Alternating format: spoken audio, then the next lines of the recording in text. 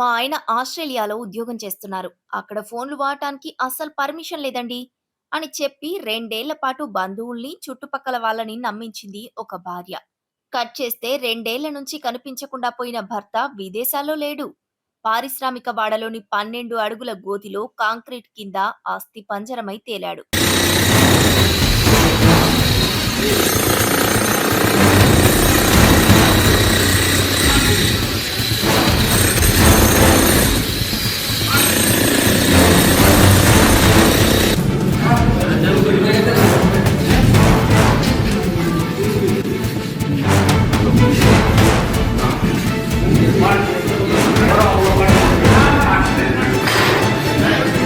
2024 మే 31న రాత్రి మందు పార్టీ ఉందనే నెపంతో జిగ్నేష్‌కు సైనైడ్ కలిపిన మద్యం తాగించి దారుణంగా ప్రాణాలు తీశారు.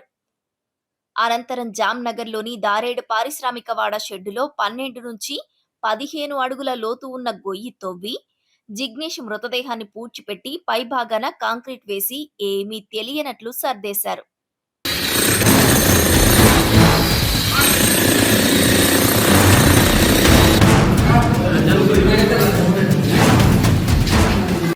ఆ తర్వాత జిగ్నేష్ ఆస్ట్రేలియా ఉద్యోగానికి వెళ్లాడని, కంపెనీ రూల్స్ వల్ల ఫోన్ మాట్లాడటానికి కుదరటం లేదని కుటుంబ సభ్యులకి 2 ఏళ్లుగా కట్టుకథలు చెబుతూ వచ్చింది పృథ్వీ.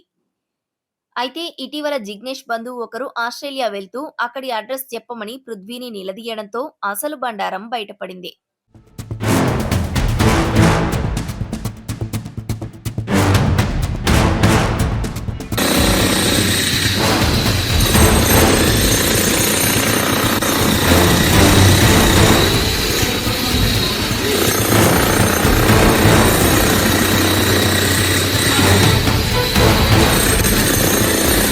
బంధువులకు అనుమానం వచ్చి పోలీసులకు ఫిర్యాదు చేయడంతో రంగంలోకి దిగిన పోలీసులు పృథ్వీని తమదైన శైలిలో విచారించగా అసలు ఘోరం బయటపడింది.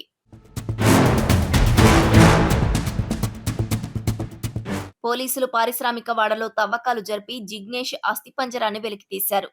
ప్రియుడితో కలిసి భర్తను చంపి 2 ఏళ్ల పాటు ఆస్ట్రేలియా డ్రామా ఆడిన కిలాడీ భార్యను, ఆమె ప్రియుడిని పోలీసులు అరెస్టు చేశారు.